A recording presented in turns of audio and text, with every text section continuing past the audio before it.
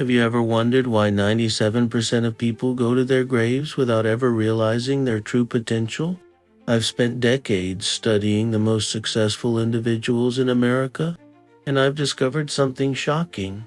It isn't lack of opportunity, education, or connections that holds most people back. It's a silent, invisible agreement they've made with the very forces designed to sabotage their success. My friends, what I'm about to share with you today may challenge everything you believe about achievement and personal power. The most dangerous obstacles to your success aren't external, they're internal saboteurs you've unknowingly been feeding and strengthening for years. Think about it. How many times have you set a goal, felt that initial surge of motivation, only to find yourself mysteriously off track days or weeks later? You blame circumstances, time constraints, or other people, never suspecting the real culprit is much closer to home. Recent studies show that the average person makes the same resolution 11 times before either achieving it or abandoning it forever. 11 times. And yet, a small minority of individuals seem to accomplish extraordinary things with seeming ease. What do they know that you don't? I've interviewed over 500 of America's most successful men, from Andrew Carnegie to Thomas Edison to Henry Ford, and discovered there's a fundamental difference in how they respond to internal resistance. While most people unknowingly enter into what I call a silent agreement with their inner saboteurs, these remarkable achievers have learned to recognize and break these agreements the moment they form. Today, I'm going to reveal exactly how they do it. In my years of research, I've identified a precise psychological mechanism that allows ordinary men and women to transform into forces of achievement, regardless of their background, education, or current circumstances. This mechanism isn't taught in schools, discussed in polite company, or even recognized by most psychologists. Yet it holds the key to unlocking your greatness. I call it the saboteur's contract, and in this video, I'm going to show you how to identify it, cancel it, and replace it with what I call the Achievement Alliance, a mental framework used by every truly successful person I've ever studied. You see, the human mind contains both creative and destructive forces. These forces are not in balance, they are in constant battle. And most people, without realizing it, have been feeding the wrong side. The method I'll share today isn't based on positive thinking alone, though that's certainly part of it. It's a practical, step-by-step approach to recognizing when you've entered into these silent agreements with your limitations, and how to systematically break them before they break you. What if I told you that by this time tomorrow, you could completely transform how you respond to challenges? What if the very thoughts that have held you back could become the fuel for your greatest achievements? This isn't empty motivation. This is applied psychology, tested and proven by the most successful people of our generation. Men who started with nothing and built empires. Women who overcame tremendous obstacles to achieve what others deemed impossible. I remember sitting across from one of America's greatest steel magnates as he confided in me, "Hill, I wasn't smarter or more talented than my competitors. I simply learned to recognize when I was negotiating with my limitations, and I refused to sign that contract." Those words changed my understanding of human achievement forever. And today, I'm going to show you exactly what he meant. Before we continue, I want you to take a moment right now to subscribe to this channel. What I'm about to share represents decades of research into the science of success. Information that has transformed thousands of lives and created countless fortunes. By subscribing, you'll ensure you never miss these critical lessons that the majority will never hear. Now, let me ask you a question. Have you ever felt like you were on the verge of a breakthrough, only to find yourself mysteriously pulled back into old patterns? That mysterious force has a name, a purpose, and most importantly, a weakness. and I'm about to show you exactly how to exploit that weakness to achieve anything you desire. Let's begin by understanding the problem at a deeper level than you've ever considered before. Let me tell you something most people will never understand. Your mind is not a single entity working in your best interest. It is a collection of competing forces, some pushing you toward greatness and others equally powerful pulling you back toward safety, mediocrity, and the familiar. This internal battle isn't something taught in schools or discussed in polite conversation. Yet it determines the entire trajectory of your life more than any external circumstance ever could. When I interviewed the great industrialist Andrew Carnegie, he confided something remarkable to me. He said, "Hill, for every achievement I've ever made, I first had to defeat an inner council of objectors' voices in my own mind that presented logical, reasonable arguments for why I should abandon my ambitions." Carnegie wasn't speaking metaphorically.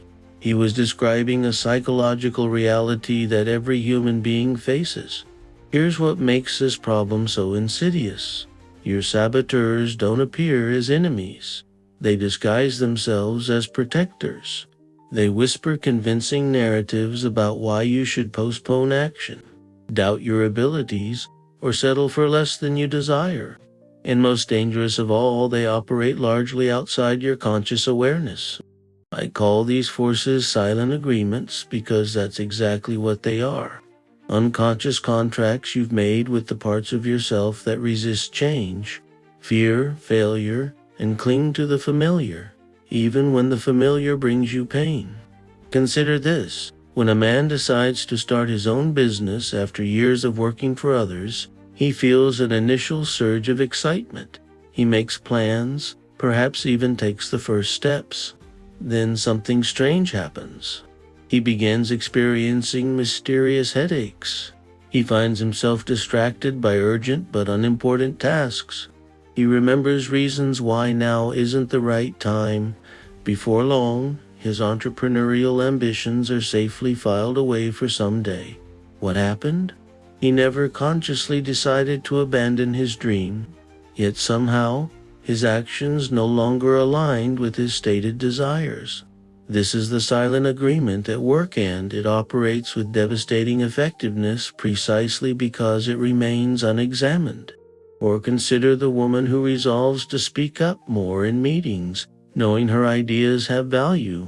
She sets out Monday morning with determination, only to find her throat tightening and her courage failing at the crucial moment. She tells herself, "I'll speak up next time," never recognizing the pattern that repeats week after week, year after year. The conventional approach to solving such problems is tragically ineffective. Most self-improvement teachings focus on willpower, motivation, or positive thinking. But these approaches completely misunderstand the nature of the problem. Willpower is finite, motivation is fleeting, and positive thinking alone cannot overcome the sophisticated psychological mechanisms designed to keep you safely within the boundaries of your comfort zone. Even more troubling is this fact: the greater your potential for achievement, the stronger your inner saboteurs become. This explains why so many talented individuals achieve only a fraction of what they're capable of accomplishing. In my research interviewing the most successful individuals across America, I discovered a striking pattern. Those who achieved extraordinary success weren't necessarily born with more talent, intelligence, or resources than others, but they all shared one critical ability. They had learned to identify and cancel their silent agreements the moment these agreements began to form. Let me share a story that illustrates this principle. One of America's greatest automobile manufacturers, a man who revolutionized not just an industry but America itself, once told me about his early days struggling to perfect his first vehicle design. For months, he worked tirelessly, facing repeated failures and mounting debts. One evening, exhausted and discouraged, he found himself crafting elaborate justifications for why he should abandon the project. The arguments were perfectly reasonable. The technology wasn't ready, his resources were dwindling, his family needed stability.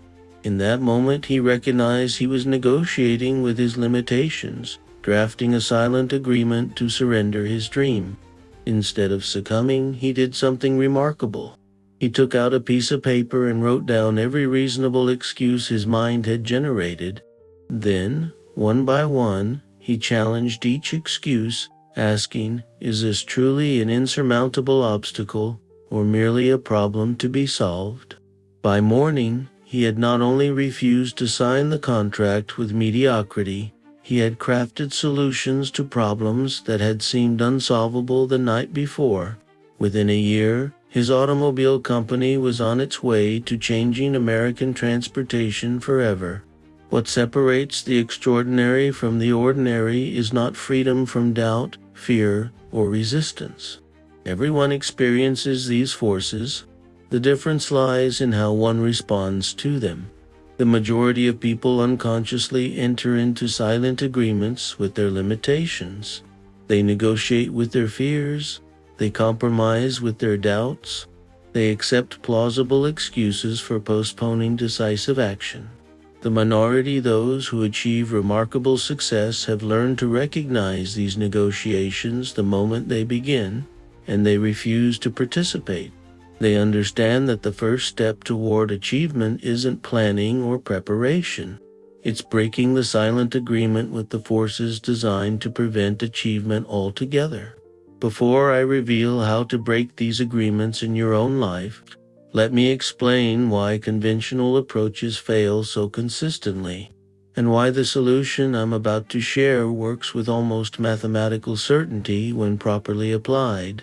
What I'm about to share with you represents the distillation of 20 years, studying the psychological foundations of achievement. This isn't theory or speculation, it's the documented pattern I've observed in hundreds of America's most successful individuals across every industry and walk of life.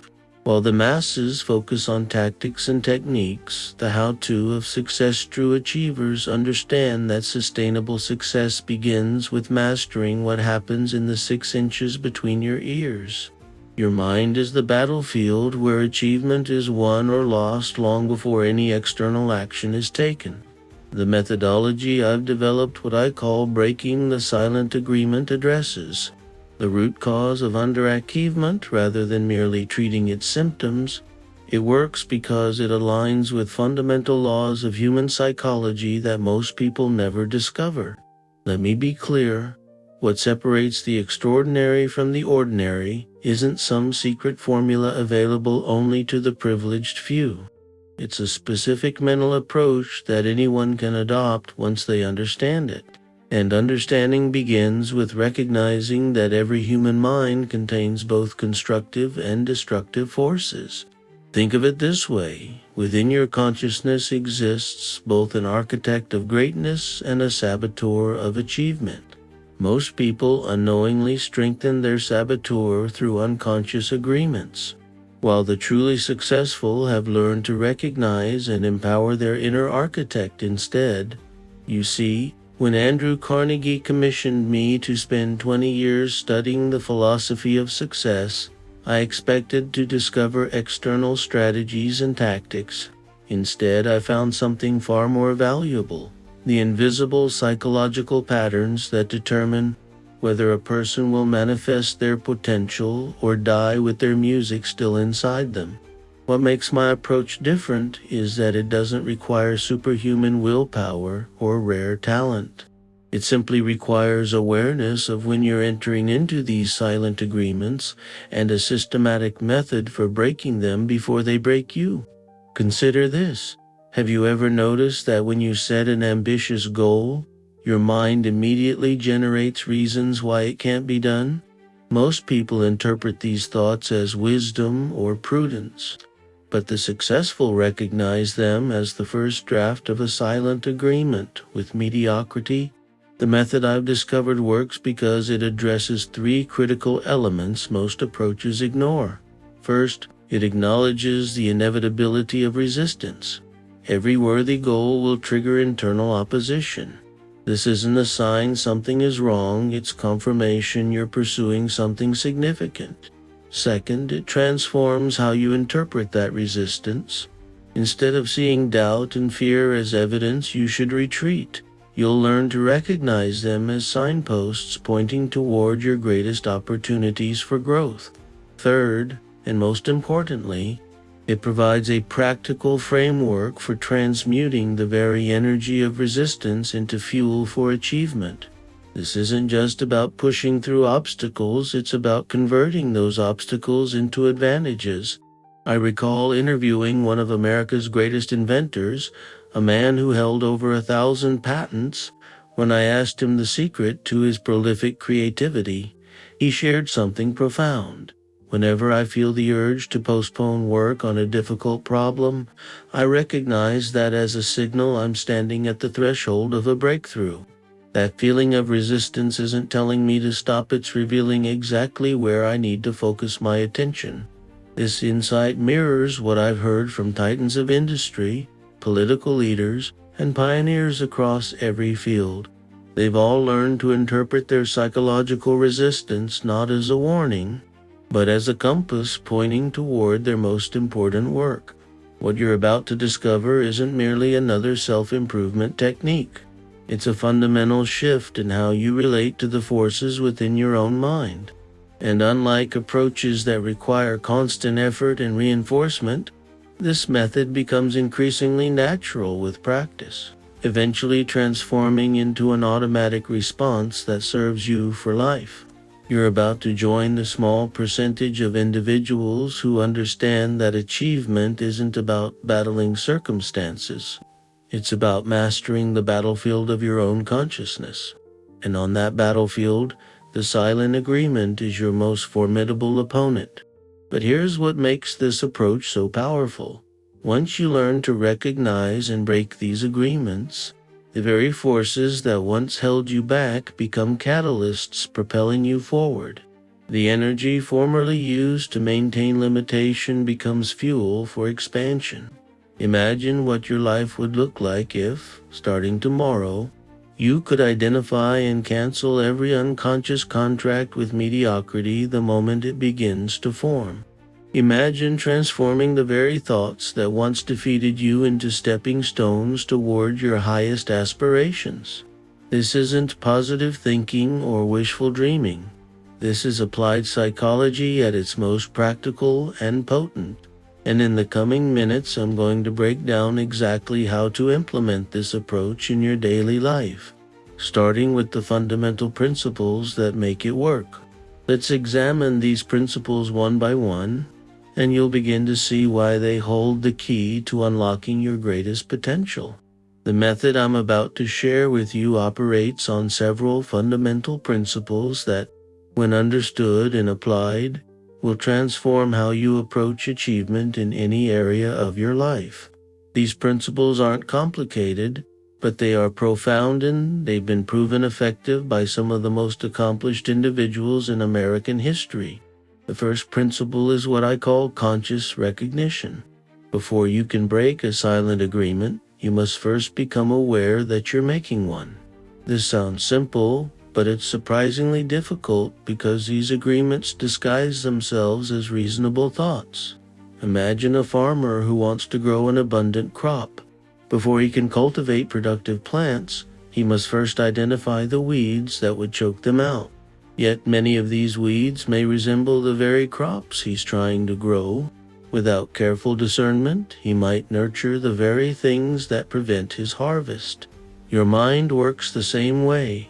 Thoughts that sabotage your success often disguise themselves as prudence, caution, or common sense. I should wait until conditions are better. Someone like me doesn't belong in that environment. It's selfish to pursue my ambitions when others depend on me. These thoughts sound reasonably even wise, yet they're often the first paragraph in your contract with mediocrity. Conscious recognition means developing the ability to identify these thoughts not by their content but by their effect. Any thought that diminishes your energy, narrows your options, or postpones decisive action is likely the beginning of a silent agreement. regardless of how reasonable it seems. I remember speaking with a successful oil baron who told me, "Hill, whenever I find myself constructing elaborate justifications for inaction, I know I'm standing at a crossroads of destiny. Those justifications aren't protecting me from failure, they're protecting me from greatness." This insight leads directly to the second principle: immediate intervention. The time to break a silent agreement is the moment you recognize it forming, not tomorrow, not after you've thought about it more, but immediately. Think of these sabotaging thoughts as seeds. When a seed first lands on fertile soil, it can be easily identified and removed. But give it time to take root, and removing it becomes increasingly difficult. Soon, what began as a tiny seed becomes an entrenched system with deep roots that resist extraction. Your limiting thoughts follow the same pattern. The moment a sabotaging idea appears, it's relatively powerless. But give it your attention, nurture it with your belief, and soon it establishes an entire root system in your consciousness that can take years to remove. This explains why so many people remain stuck in patterns they sincerely want to change. They recognize their limiting thoughts too late after. These thoughts have already taken root and begun directing their behavior. I'll never forget interviewing one of America's leading steel manufacturers who told me about his early struggles. When I was starting my company, he confided, "I woke up every morning with a mind full of reasons why my venture would fail. For months I believed these thoughts were simply me being pragmatic. I'd consider them, argue with them, and try to overcome them through sheer force of will. Everything changed," he continued, "when I realized these thoughts weren't facts to be considered, they were negotiations to be declined. The moment I understood this, I developed a new habit. The instant a limiting thought appeared, I would say aloud, I declined to negotiate with limitation. I didn't argue with the thought or try to disprove it. I simply refused to give it my attention." Within a year of adopting this practice, his company had secured contracts that competitors had deemed impossible to obtain. He later told me this single habit, immediate intervention at the first sign of a limiting thought, was worth more than all the capital that financed his business. This brings us to the third principle: decisive action. Breaking a silent agreement isn't merely a mental exercise, it requires physical movement that contradicts the agreement itself. Consider water in a river. When it encounters an obstacle, it doesn't stop and contemplate the barrier. It doesn't negotiate with the rock about how difficult passage might be. Water simply moves immediately and decisively, finding pathways around, over, or through whatever stands in its way. Human achievement follows the same pattern. Thoughts create a blueprint, but only action brings that blueprint to life. And not just any action, but decisive action taken specifically to contradict the limitation you've identified. If your silent agreement whispers that you're unprepared, decisive action means beginning despite feeling unprepared. If it suggests you need more connections, decisive action means reaching out to someone today. If it tells you that failure is likely, decisive action means creating conditions where success becomes possible. I recall a conversation with a woman who built one of America's most successful department store enterprises. She told me, "Whenever fear suggests I retreat, I immediately identify the smallest action that would contradict that fear, and I take that action before my mind can generate reasons not to." Once, she explained, I was terrified to approach a major financial backer. My mind created elaborate stories about rejection. Rather than battle these thoughts, I simply picked up the telephone before I could talk myself out of it. That single call, which lasted less than 5 minutes, secured the funding that built my first 3 stores. This pattern of immediate physical action that directly contradicts your limiting thoughts short-circuits the silent agreement before it can influence your behavior. It's not enough to think differently. You must act differently, and you must do so right away. The fourth principle I've observed in all great achievers is what I call the alchemist's mindset. Alchemists of old sought to transform base metals into gold. While they may have failed in metallurgy, the metaphor perfectly describes a psychological skill mastered by every truly successful person I've studied. The alchemist's mindset is the ability to transform the very energy of resistance into fuel for achievement. Instead of being diminished by obstacles, those with this mindset are energized by them. They've learned to use the appearance of a silent agreement as a signal that they're on the verge of significant growth. Think about physical exercise. The resistance of weights doesn't prevent muscle growth, it causes it.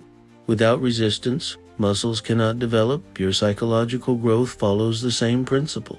The resistance of limiting thoughts, properly engaged, strengthens rather than weakens your capability. A prominent publisher once shared with me how he transformed his relationship with rejection. Early in my career, he said, each rejection letter felt like evidence I should abandon my ambitions. Then I made a decision. Every rejection would trigger immediate submission to 2 additional publishers. This simple shift, he continued, transformed rejection from an ending into a beginning. The very thing that once diminished my resolve became the trigger for expanded action.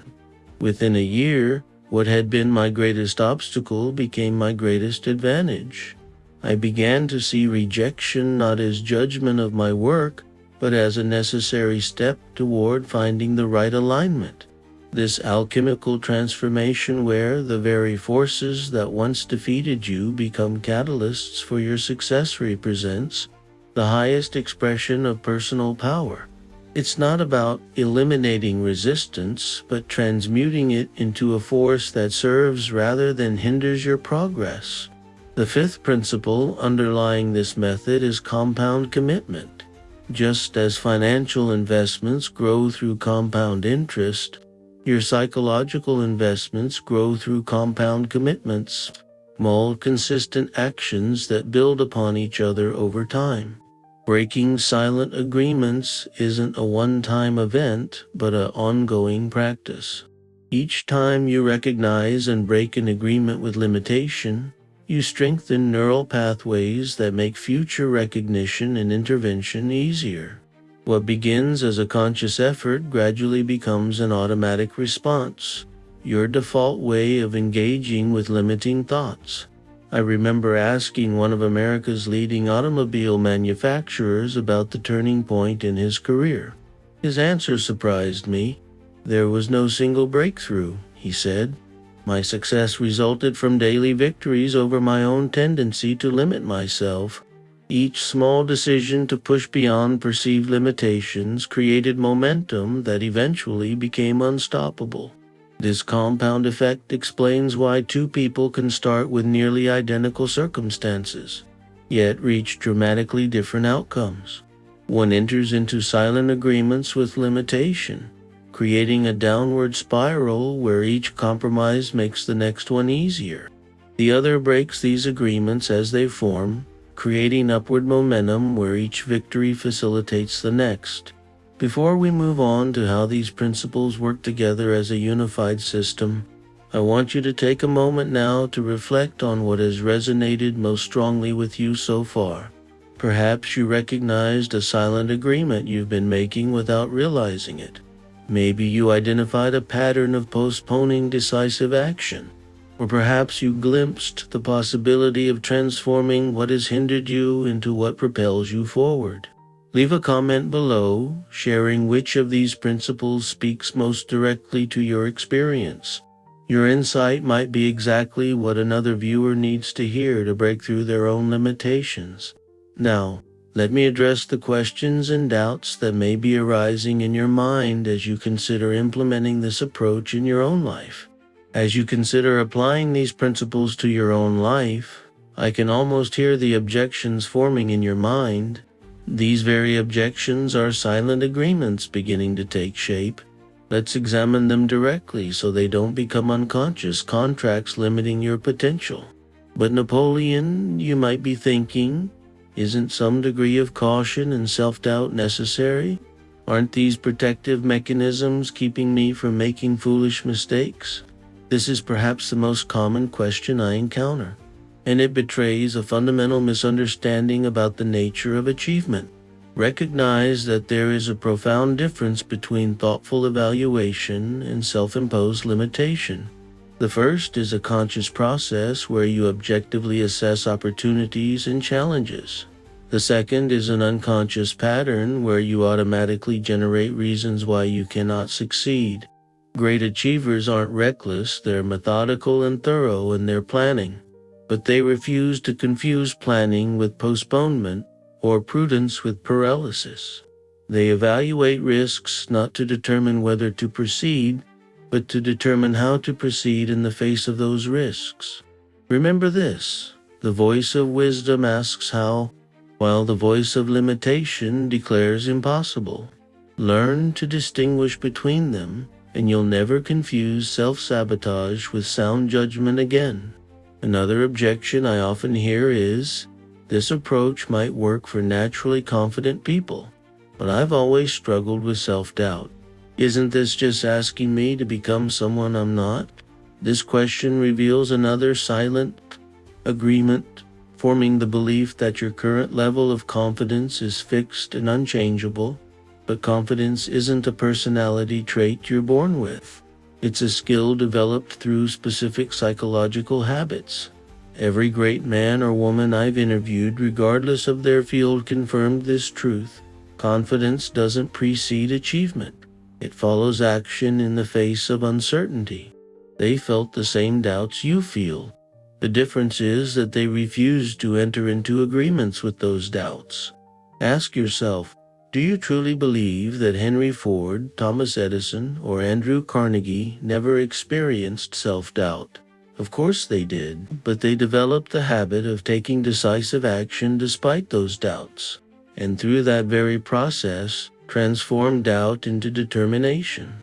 Perhaps you're thinking, I've tried similar approaches before, and they haven't worked for me. What makes this different? This objection contains a powerful silent agreement, the belief that your past attempts define your future capabilities. Consider the first time a child attempts to walk. They fall. Should they conclude walking is not for them? Of course not. Yet as adults, we often make exactly this kind of flawed conclusion about our capabilities. Most approaches fail because they focus on symptoms rather than causes. They offer techniques for managing limitation rather than methods for transcending it altogether. They try to negotiate better terms with your saboteurs instead of showing you how to cancel those negotiations entirely. My method works because it addresses the root psychological mechanism that precedes all achievement or failure. The agreements you make consciously or unconsciously with the competing forces in your own mind. You might also be wondering, this sounds good in theory, but is it practical? Can it work in today's complex, competitive world? This question betrays another silent agreement forming, the belief that fundamental principles of achievement somehow change with the times. They do not. The external circumstances of business, technology, and society certainly evolve, but the internal principles governing human achievement remain constant across generations. I've studied success during America's darkest economic depression and during its greatest prosperity.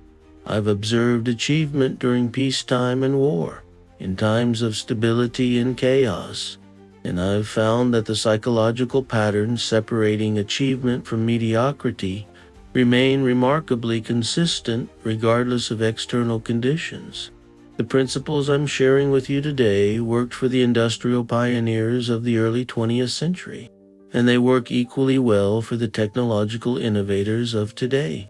They worked during economic collapse, and they worked during economic expansion. They are not tied to circumstance, but transcend it. Finally, some of you may be thinking, I understand all this intellectually, but how do I actually implement it in my daily life? This is the most valuable question you can ask, because it moves you from understanding to application. And while understanding is important, only application produces results. The greatest knowledge, left unapplied, cannot improve your circumstances by even the smallest measure. The good news is that implementation requires no special talents or advantages, only the willingness to practice a specific sequence of responses when you notice a silent agreement forming. Let me now show you exactly how these principles work together as a complete system you can begin applying today. Now that we've explored the individual principles, let's see how they work together as an integrated system of psychological technology that transforms how you respond to limitation. This system isn't merely theoretical.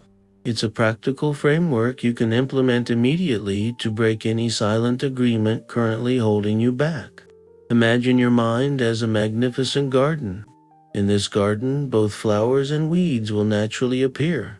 The flowers represent thoughts that expand your capabilities and move you toward achievement. The weeds represent the limiting thoughts that form silent agreements with mediocrity.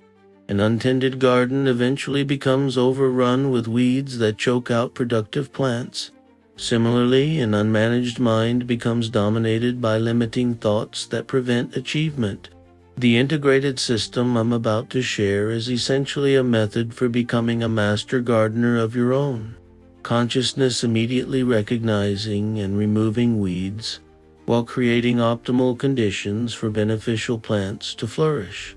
The system works in 5 sequential stages that you'll move through whenever you notice a silent agreement forming. First comes recognition. This is where you develop the awareness to identify limiting thoughts the moment they appear. Remember, these thoughts often disguise themselves as reasonable caution or prudence. They don't announce themselves as saboteurs. The key is to recognize them by their effect rather than their content. Any thought that diminishes your energy, narrows your perceived options, or postpones decisive action is likely the beginning of a silent agreement. Regardless of how logical it seems, with practice you'll develop an almost instantaneous recognition of these thoughts, feeling them as a subtle contraction in your consciousness before they've fully formed into words. One technique I learned from a prominent banker is to pay attention to your physical body when considering an ambitious goal. If you notice tension, contraction, or a sinking feeling, you're likely entertaining a limiting thought. Your body often recognizes these silent agreements before your conscious mind can articulate them. The second stage is rejection. Once you've recognized a limiting thought, you must immediately and decisively decline to negotiate with it. Don't argue with it, analyze it, or try to overcome it through reasoning. Simply refuse to give it your attention. Think of limiting thoughts as unwelcome solicitors knocking at your door. You don't need to engage them in conversation to determine they're selling something you don't want. You simply decline the interaction altogether. A steel magnate shared with me his specific language for this stage. I notice this thought offers limitation. I decline to consider its terms. This simple declaration, made consciously the moment you recognize a limiting thought, prevents the silent agreement from forming. The third stage is redirection. Nature abhors a vacuum, and your mind works the same way. It's not enough to reject limiting thoughts. You must immediately replace them with expansive alternatives. This isn't positive thinking, it's strategic refocusing of your mental energy. When a limiting thought suggests something cannot be done, immediately ask, how might it be accomplished? What resources, if acquired, would make this possible? Who has overcome similar obstacles before, and what can I learn from them?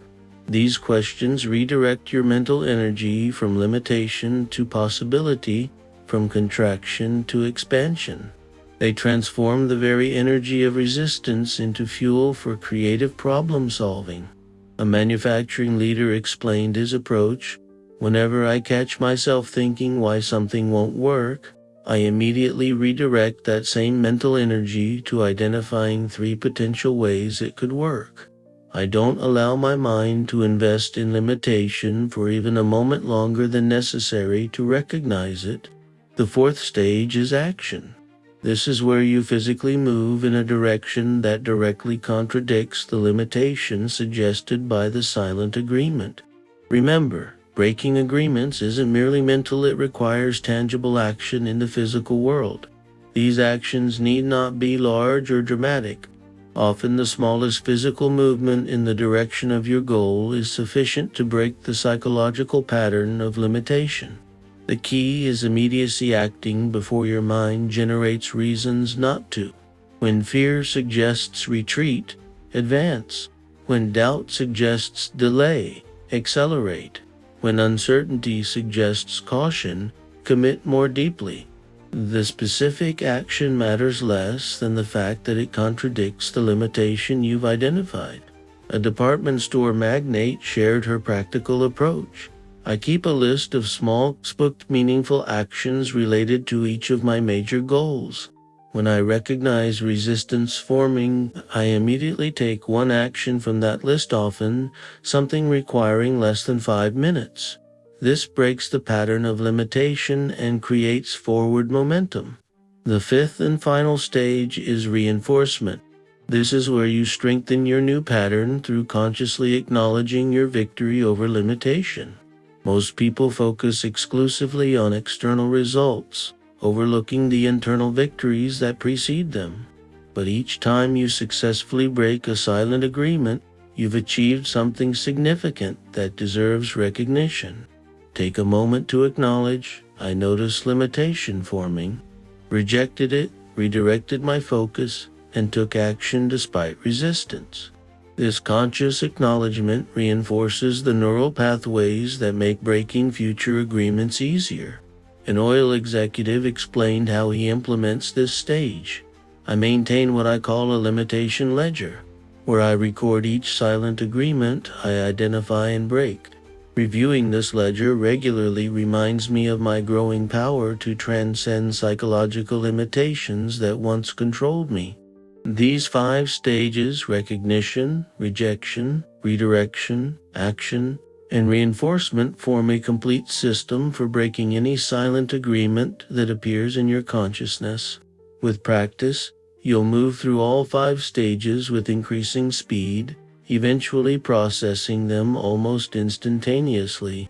Picture a mighty river flowing toward the ocean.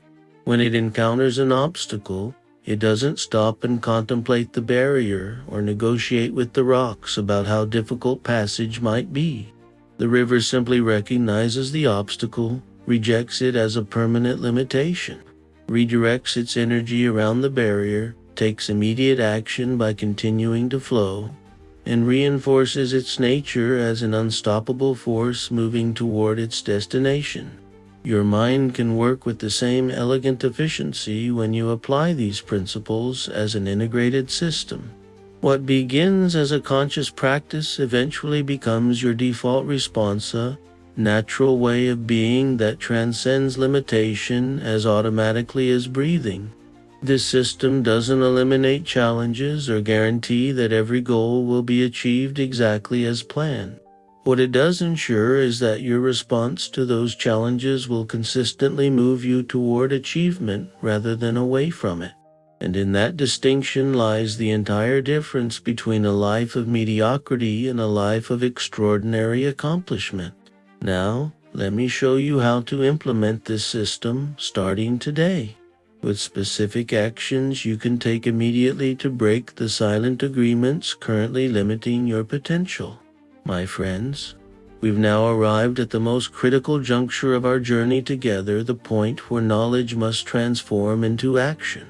For all the principles I've shared with you today, remember this above all else: ideas without application remain forever dormant.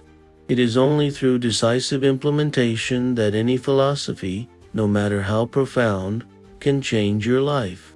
So let me be direct. The time for breaking your silent agreements is not tomorrow, not when circumstances improve, not when you feel more confident or prepared. The time is this very moment while the concepts are fresh in your mind and before the old patterns of limitation reassert their grip on your consciousness. Tomorrow morning, you will wake up to a battle. The forces of achievement and the forces of limitation will both be present in your mind, competing for your attention and belief. You must decide, before that battle begins, which forces you will ally yourself with, and you must decide it now. Here is your immediate plan of action, a specific sequence of steps designed to break the pattern of limitation and establish new, psychological habits that serve rather than sabotage your highest potential. First, identify one significant silent agreement you're currently making. Look for an area of your life where you consistently fall short of your capabilities, where you know you could achieve more but something invisible seems to hold you back.